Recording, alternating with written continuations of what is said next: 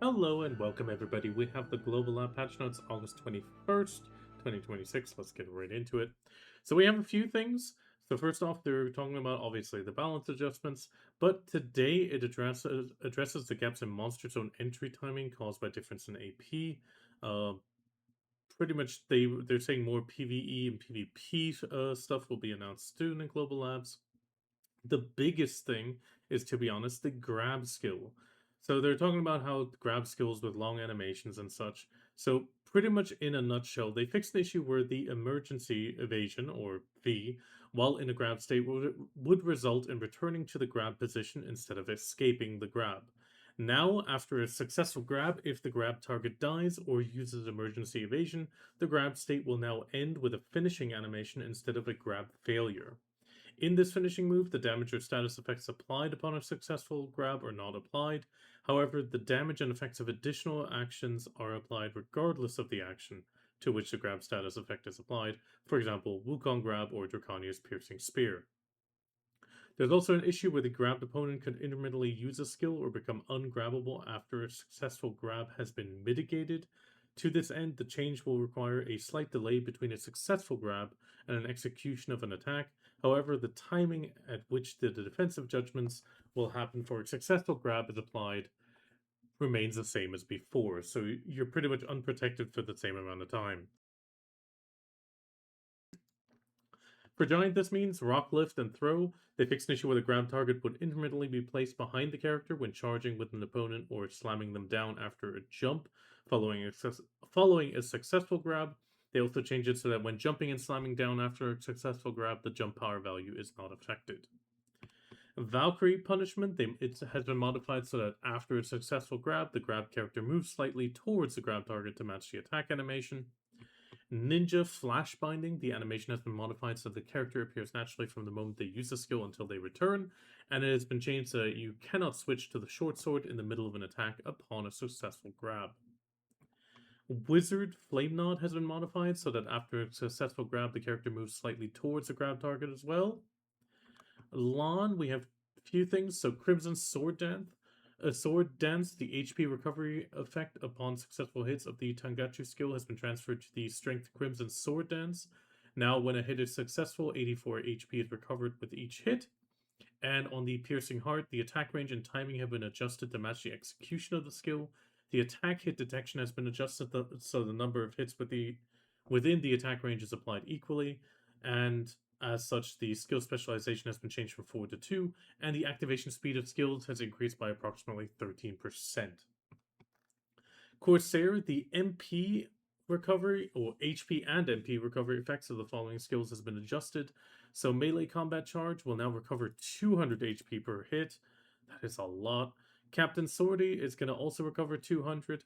Temptation of the Sea going to recover 250 mana, or mental power per successful hit. And the Black Spirit melee charge is also going to recover 250 HP per hit instead of 200. There's also some damage adjustments on Awakening Corsair. A piercing skill that cuts through the water surface is going to be 7,522 with 44.76 applied in PvP. The sun blocking killing, I don't think that's the actual translation, 8,884%, and it's going to do 41.09 in PvP. Crow's target is going to go to 8,886 with 41.37 applied. The Slaying of the Earth is going to be 8,154 with a PvP application of 39.66. Sosal Weaving Through the Wind is going to do 9,023% with 30.64% applied in PvP. Temptation of the Sea is going to go up a tiny bit to 5,616 with 43.66 applied. And the melee combat charge is also going to do a bit more damage at 8,879 with a PvP application of 44.75. Sosal as well, they fixed an issue where it was not possible to link into the wave breaking Sosal after the skill. And Pirate Crew Sortie, apparently, among the skill effects, the burn damage applied by the Jumping Fish Trio cannon has been removed, and the damage increase effect has been changed to be more significant. Then we have Wukong getting a few changes. So Wukong gains the Magnus skill Strike. This skill allows him to deflect opponent attacks through a momentary invincibility effect and deal damage alongside a clone. In addition, the effect of the clone appearing additionally has been added to the existing skills, allowing the damage of existing combos itself to be increased. To be honest, bit of a surprise, but okay, we have the strike skill or hit. The Magnus skill from the Legacy of the Abyss has been added now. You can obtain it by doing the main quest. That is pretty much the same. Judging from here, it looks to be an 8,306 times 2 skill, plus 50% crit hit rate. I think the red would be super armor in this case. But overall, we're going to have to see it. Oh, no, wait. Invincibility probably going into super armor. That is probably it. Then we also have a small change on the... Oh, God. I can't even pronounce that. I believe that is the Buddha state. So the passive effect of increasing all attack power by 30 has been changed to 22. Get out of the way, I'll beat you to a pulp in one more time. As well, the effect of increasing all attack power by plus 24 for 10 seconds. 10 seconds has also been changed to 22 to we'll make it all the same. Then we have a lot of PvP application changes, surprisingly. So on the Jingu Bang training, we have the application going up by up to 68.62. Get out of my way is also going up 38.36. I'll give you a good beating going up to 43.28. Increase more, gonna go up to 38.77. I'll crush you 39.46. Can't you stand there? 46.69 up. 28.51 on Pierce Right Through. I'll Crush You is going to go up to 24.2. Explode Everything is going to go up to 35.47. Get Longer is going to go up to 31.89. I'll Burn It All Down is going to go up to 28.91. Get Slammed Down Hard is going to go up to 33.59. The Court of the Magic Palace is going to go up to 32.83. Did You Think It Was All Over? It's going to go up to 36.85. One more time, it's going to go up to 25.93. That one's a very small increase. Hold On Tight is going to go up to 57.19. The skill I wasn't able to pronounce, I believe that's the Buddha state. Like I said, it's going to go up to 39.41. Clone Effect is going to go up to 17.65. Affliction Needle, 37.96. Riot's going to go up to 32.56. Fire, 34.82. Go to the Magic Palace, gonna go up to 32.83. Increase more, I believe this is the Buddha state versions. 32.83, 33.74 and increase more. Can't You Stand There, 30.58. Pierce Right Through and Buddha, 25.13. I'll Crush You, gonna go up to 20.4. Get Longer, gonna go up to 27.16. Get Slammed Down Hard, 29.08. Did You Think It Was All Over in Buddha State, 28.35. Affliction Needle, 34.71. Riot, 32.56. Fire, 33.19. Buddha's Birthday Celebration, oh god, that has to be a mistranslation. 35.95. Black Spirit Suffering Needle is going to do 30.88 on the damage application ratio, and for the second hit, 42.31. Black Spirit Leisurely going to go up to 11.44. Black Spirit Fire, 40.51. I Will Burn Everything to Ashes, Black Spirit going to go to 22.64. Black Spirit Riot, 37.98. Take This, 21.04. I'll Pierce You, 25.96. This Way, 32.02. Ascending to the Sky, 29.73. The Buddha State Incomplete, 41.13. And the Absorption of the Gourd, 32.83. Overall, small increases in some cases and bigger ones in others. Generally, it's around 1 to 2%. Definitely a bit of a surprise.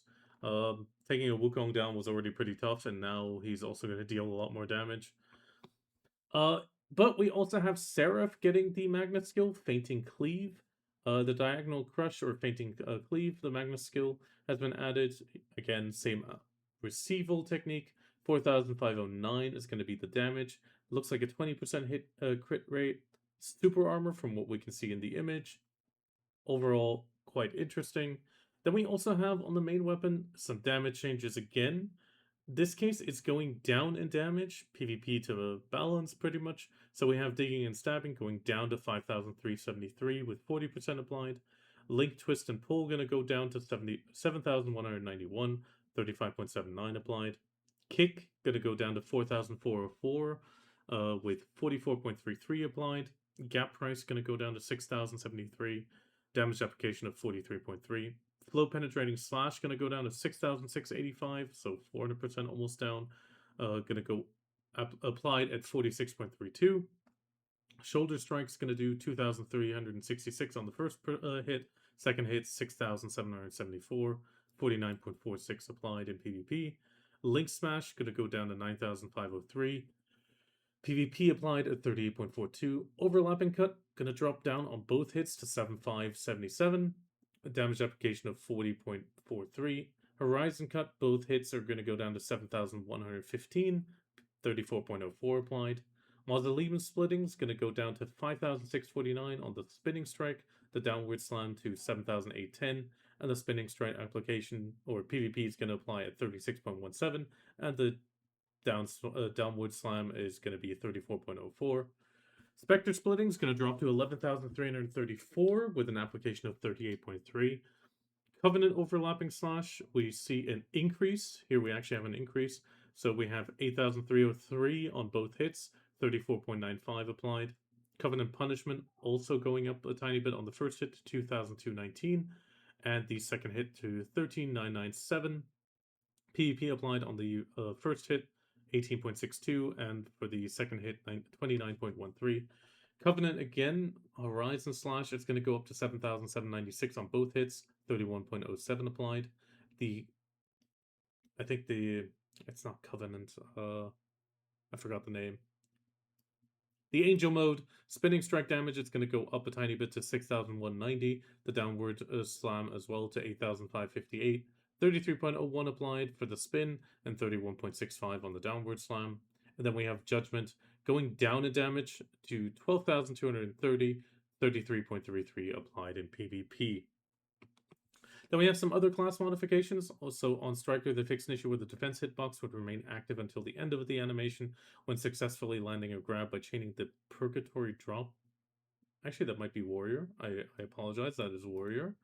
Then we have Agent. They fixed an issue where the exclusive animation displayed when equipping the Marksman canceled the progress of entering the Black Shrine or using a Traveler's Map.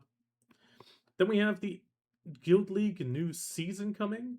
This is now coming from Korea August 26th to October 7th. On Global, it's going to be August 27th, obviously, to October 8th.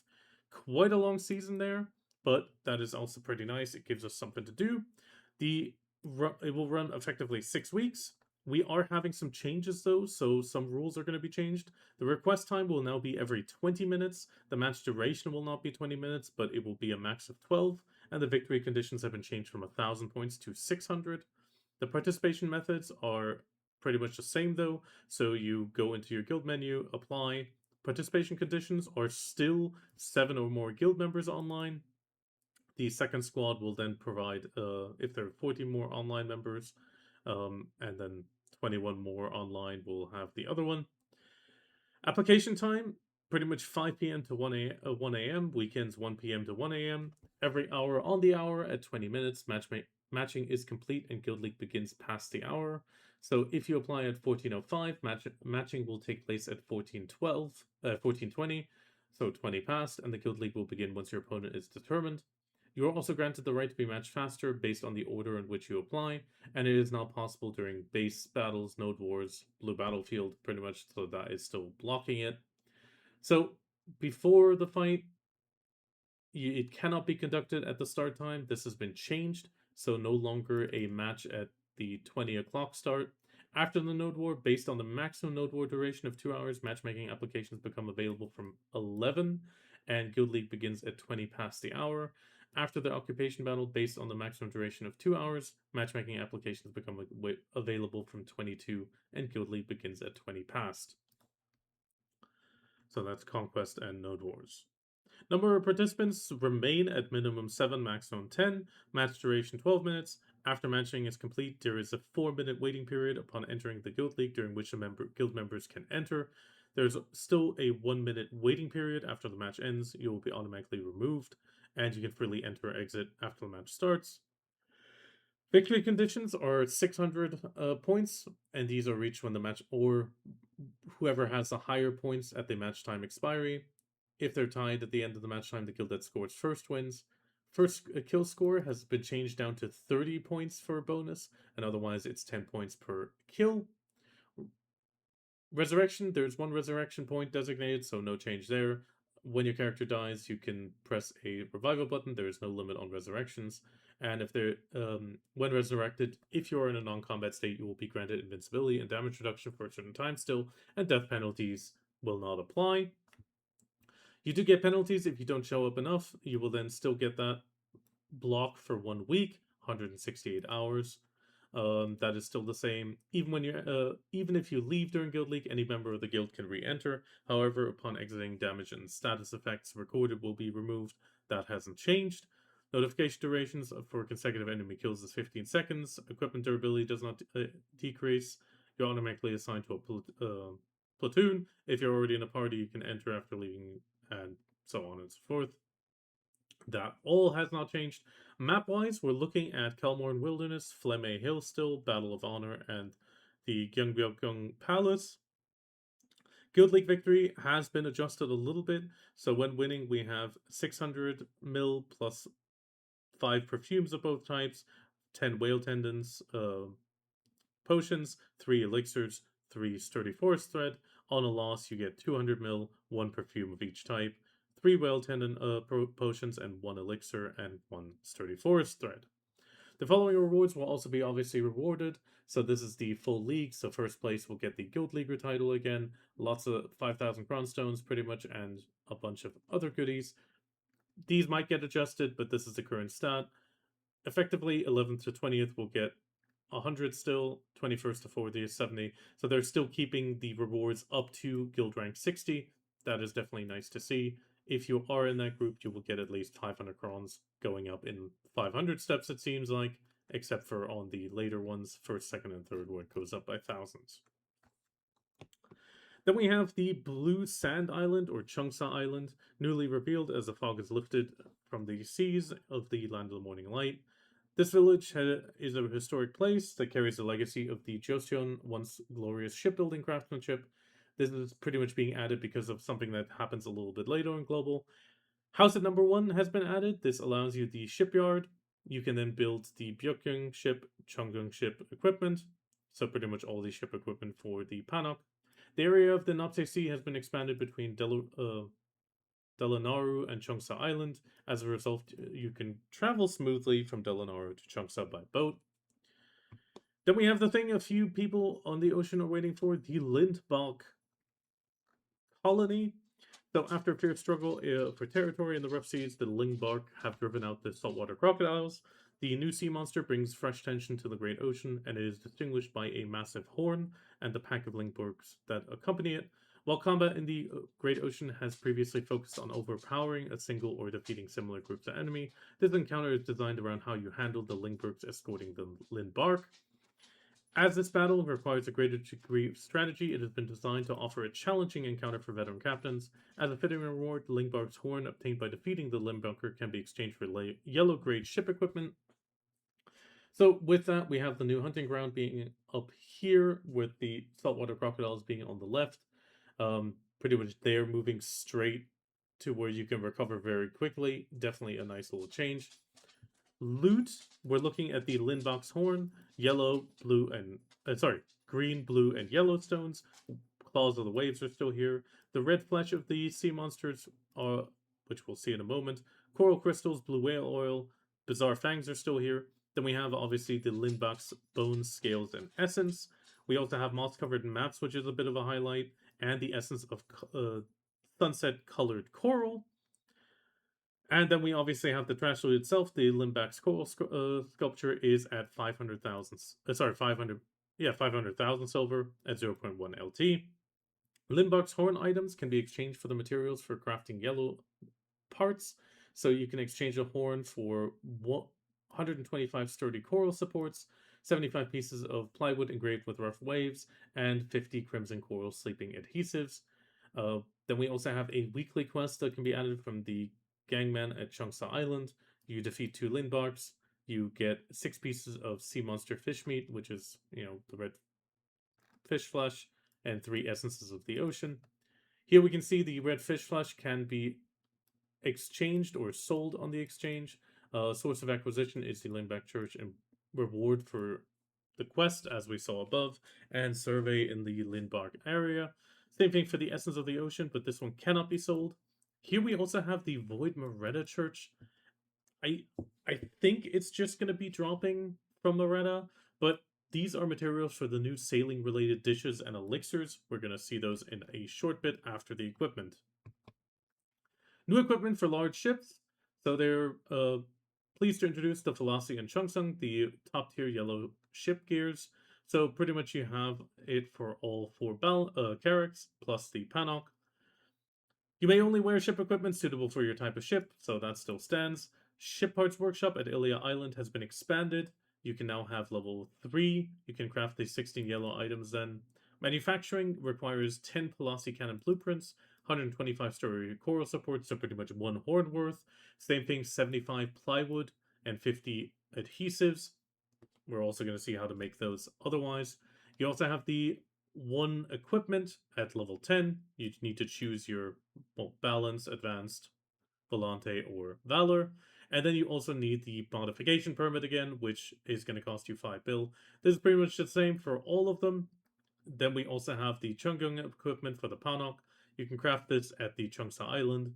Same thing, 125, 75, 50, and the modification permit for the Panok some parts. And then without the blueprint, surprisingly. That is a bit of a surprise. But then we also have the plus 10 Panok item with the blueprints. Oh, the blueprints are effectively down here. Actually, I think this might be flipped, but in the end, it doesn't matter. You do still need the blueprints. With the recipes, we have the Linbak Bone, Starlight Enhancer, and Starlight Emulsifier. Pretty much simple alchemy. You get your sturdy coral support at 1-to-1 with the bones.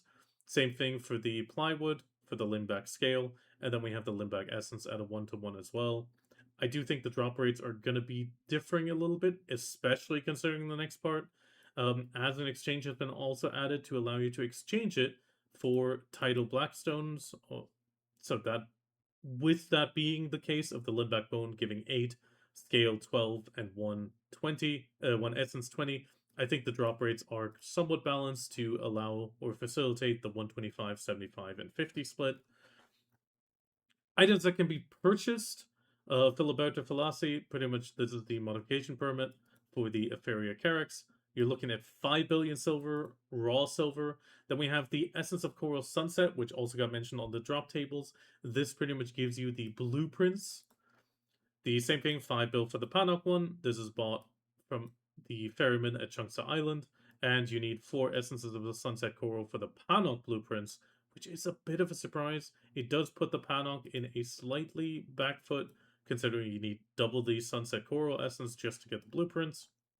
But we also need the Sunset Coral Essence for the Yellow Grade Ship Enhancement. So here we need to combine 100 Tidal Blackstones with a 1 Essence of the Sunset Coral. The Sunset Corals are pretty much back. I find it a bit funny that they're bringing them back, but doesn't matter too much. Effectively, the new item is an Enhancement Stone with the Sunset Wave. It will still give you a durability decrease, but the stage drop is now being introduced into ship gear, unlike before. But Cronstones can be used to prevent the failure or downgrade. Well, to prevent the downgrade. Yellow gear is looking at a 3% base, going up down to 0.25. Stacks are in the 70 to 240 range, so quite reasonable. Probability starts at 24 for these stacks, going down to 6.25. The Agris or Pity does scale quite a large on the back end, so I do think a lot of people will be struggling to get those later taps quickly. But the first ones are 8, 9, 9, 11, 12, 14, 17, 20, 25, 30. Cronstones are very reasonable though. 290 going all the way up to only 540. That's definitely, it does hurt, but it's definitely not that much. It could have been a lot worse.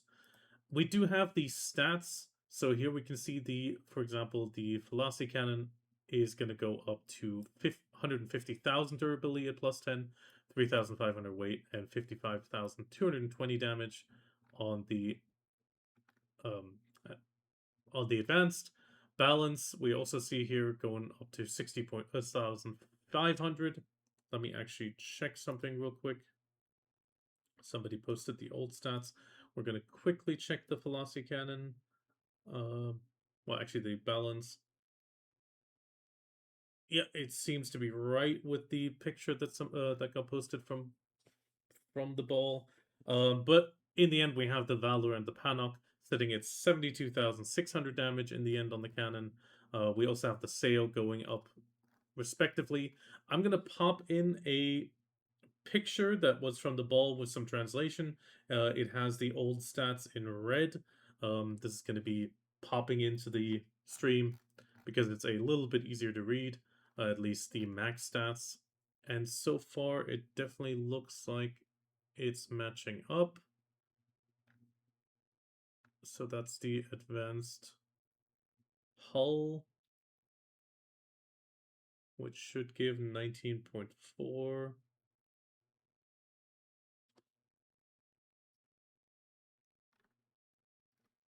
Oh no, that's a damage reduction.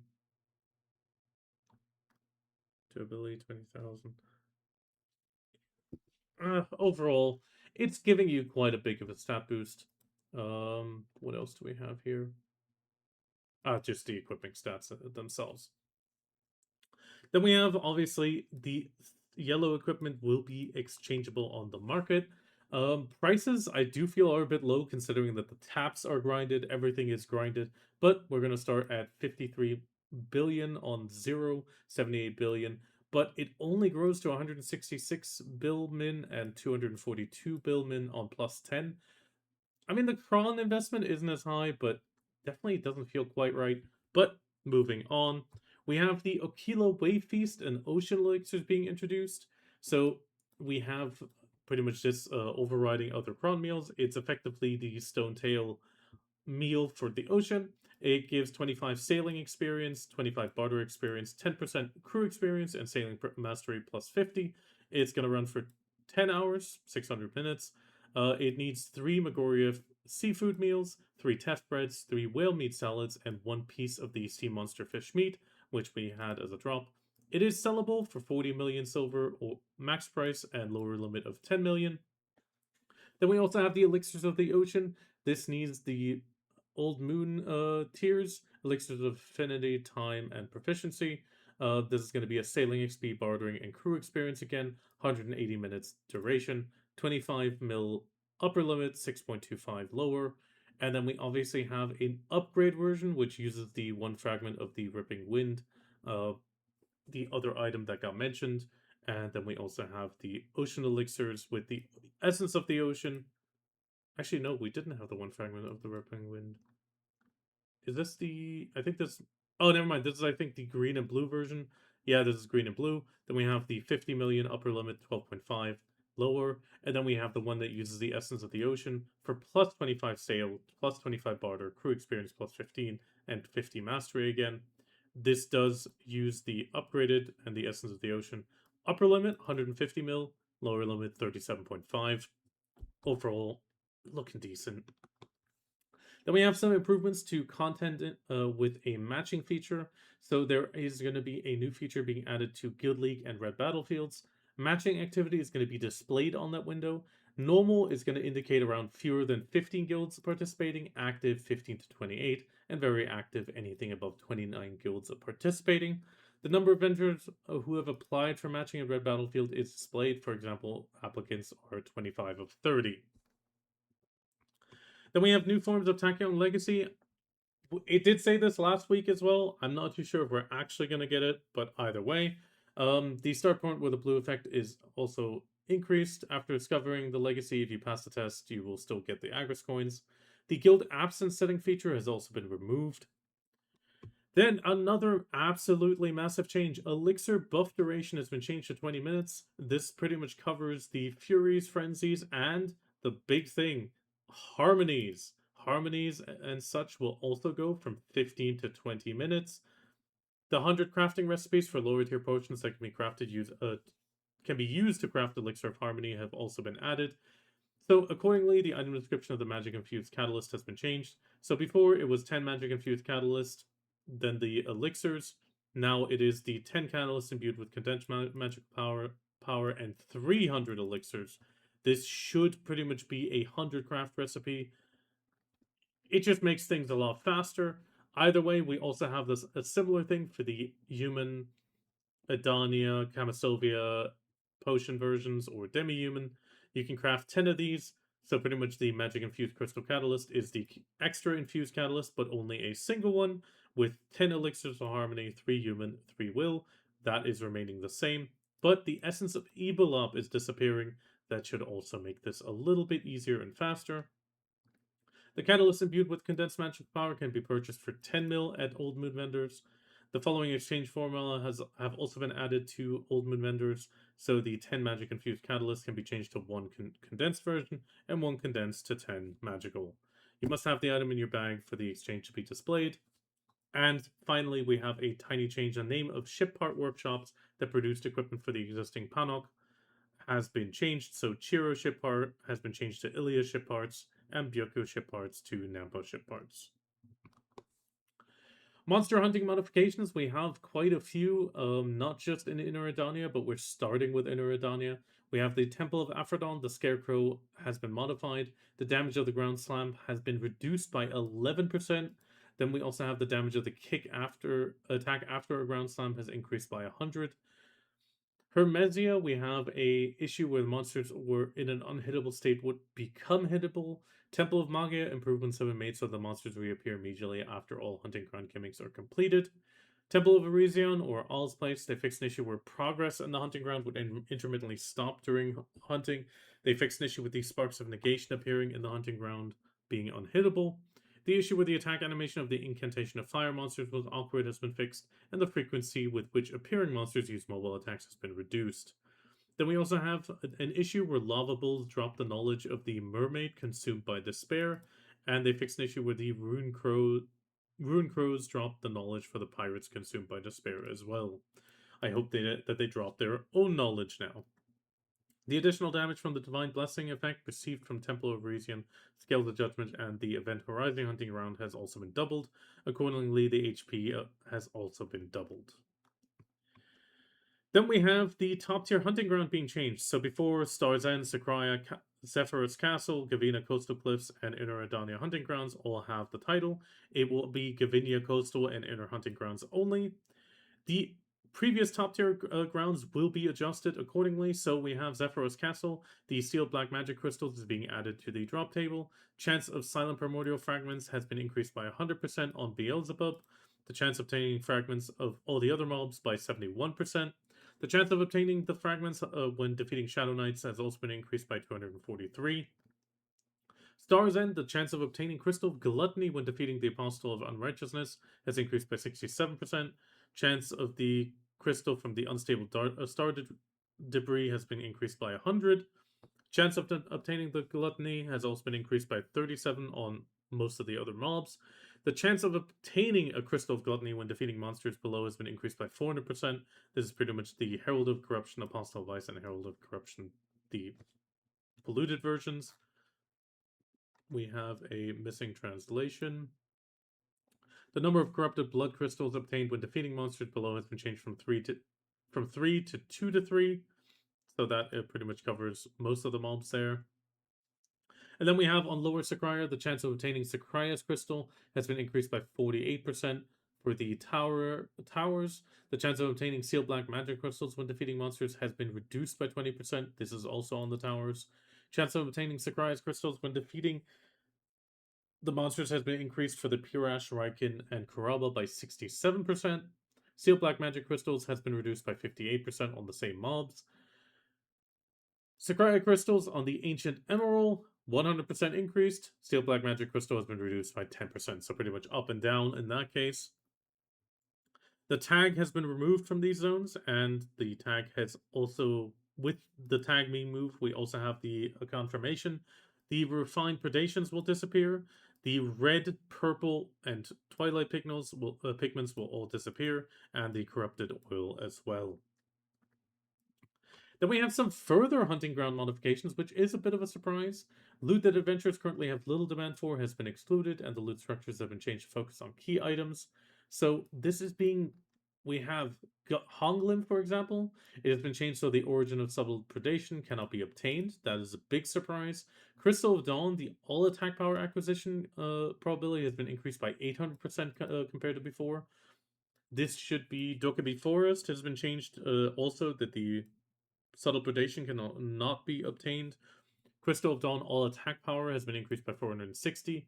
Golden Pig Cave also had the subtle predation removed. Crystal of Dawn 220% up. Lucky Pig Cave, again, predation gone. Crystal of Attack all attack by 630 up. Isra Heat Highlands, the probability of obtaining Kabbalah shards has increased by 52%. The probability of obtaining Rising Embers has been reduced by 54%. Darkseeker's Retreat, Kabbalah shards when defeating monsters other than the followers of Gluttony has increased by 400%. Probability of Essence of Predation has been reduced by 49. I am just surprised at this. Or Zekia, the chance of obtaining Void Crystals when defeating monsters other than Al-Qaeda has been increased by 40%. And the chance of obtaining Devil Rekka earrings and belt has been reduced by 20%. We also have a change to the weekly qualification of the throne during Eresion. The time it takes for the attack to be cast in all second trial has been increased from 2 to 5 seconds. Changes have also been made so that the loot can be obtained immediately upon defeating the guild boss Kumio and Duokshini. Accordingly, the treasure chest that used to appear after defeating them has been changed so it no longer appears. Kind of sad about that. Quest and knowledge. The regional information for some quests in Edania have been partially modified. The markers for the saltwater quest, Treasure of the Seawater Crocodiles, and such have all been moved. Combat lecture material for Veil Ink quest in Althea Academy has been changed so that it can be completed without traveling to Odalita. Changes have also been made to the combat lecture so that previously accepted by summoning the Black Spirit can now be accepted within the field. And a typo for the quest summary of the In Search of Praerow, or Pharaoh, actually has been corrected. Background NPC effects and cutscenes. Qualification of the Throne's obstacle that caused collision at the battle site with the God of War All during the Eresion quest have been removed. Then they fixed some issues where images were not displayed when acquiring knowledge of the thrones beneath Edania. This is for all of the thrones. And the awkward terrain of Mount Dirpadan has been improved. UI-wise, improvements have been made so that crew members can be dragged from the dock to the to the crew management UI to board the ship. So here you can just see them being dragged. You can board a crew member by dragging them while holding the left mouse button and releasing it over the desired slot, or you can board them with the old version. The guild member recruitment UI has been improved to display the guild reputation score instead of guild score. Then we also have Hyperboost adventure guide links have been added to the game tips UI. System-wise, the graphics technology update will be waiting a little bit longer. So they've been developing these goals with applying them in August. However, wide variety of PC environments, they need to push it back a little bit. They will be prioritizing FSR 3.1 DirectX 12, and this will then be followed by FSR 4.1 and DLSS. They will share the schedule once they have more. And then finally, fixes and changes. The text displayed when selecting fairy appearance skill has been changed. Then they fixed an issue with damage from a deadly poison trap was being applied every second. Then they fixed an issue in the warehouse where items in the warehouse were not displayed when logging into the game while the character was dead. Description text for the link button UI and the Hyperboost adventure notes has been corrected. Fixed an issue with the Balanos, Alchemist, and the Daughter quest, which cannot be proceeded, was displayed when selecting the simplified main quest. Fixed an issue where the Guild Alliance announcements were displayed as blank in certain situations. Fixed an issue where the history of fame earned was not visible after the guild reputation score reached the maximum. Fixed an issue with the login notification message was displayed to other Alliance members who were not members of the same guild when an Alliance member logged in. And then we have two pad mode fixes. One on the node entry state is cancelled when changing the world map state or switching menu pages after entering a node. And the awkward placement of furniture. Oh, actually, not a pad mode. The awkward placement of furniture, flooring, and wallpaper in Angabo Outpost and the Shining Land residences. TLDR wise, obviously, graphics technology, it's okay. UI, nice little change, nothing too grand here. I'm very surprised about them removing or pretty much taking away a bunch of fail stacking items. That is a bit of, actually a massive surprise. The other changes on Sagraya, Stars, and Sephiroth, it seems valid. Could have been nicer, but it was bound to happen. Changes on Inner Edania, they look okay, nothing too crazy there. The new Harmony production, Simple Alchemy, I am still a fan of just implementing simple alchemy into mass processing, but this is actually a nice little change. I mean, 300 elixirs is a lot. That will get you 100 potions instantly. Maybe this will make it much more worthwhile to do. Otherwise, the activity in matchmaking, definitely a nice little update, allows you to have a bit more feedback. The new potions, I don't think they'll be that readily available, especially considering the items needed. At least the best version, the Essence of the Ocean, and obviously the Piece of Sea Monster fish meat. Even more considering that we're looking at an item that a lot of people will want to use for Blue Battlefield for that extra mastery. I do think these are not going to be on market, but I could be pleasantly surprised. Like I said, I find the yellow chip exchange prices a bit too low, but that's just my personal opinion. Stat wise, again, I'm going to just put in the max stat window up that we had from the translations. Then we have obviously the enhancement. Bit surprised the Sunset Wave Blackstone comes back. A bit of an interesting thing to also use the same item to get the blueprints. Let's hope the drop rate of that is good enough, because otherwise that's going to be the biggest bottleneck for sure. But otherwise, we're just going to have to see. Yeah. Otherwise, it looks nice. I'm looking forward to going here, even though it's going to be tough. New place to lay port briefly. Restock, definitely nice. Guild League rewards are still looking good. I do feel the Guild League could be more interesting with this quicker turnaround, 3 matches in an hour. It definitely looks a lot more interesting. Less waiting time between the matches as well, considering that you have the 4-minute uptime. So 4 minutes plus 12, that's 16. That means you can still make it before the next cycle, but you're pretty much out. You have maybe 3 minutes left to apply, and then you're back into the next match. That could be very, very interesting. Otherwise, changes. Seraph, a bit of a surprise. Wukong, I'm most surprised. The fact that PvP damage is going up. I faced a few in AOS. They were a pain to take down, and they were doing a lot of damage to a lot of people. Now they're going to be doing even more. Bit of a surprise from my personal experience. Same thing with Corsair. Corsair Awakening is a pain to take down. Now she'll heal even more, but we're going to see how that continues. Otherwise, mostly just the grab changes. I do like the fact that I'll be able to V out of a grab immediately, but we're going to have to see how that affects things. And with that, I wish you the absolute best of luck.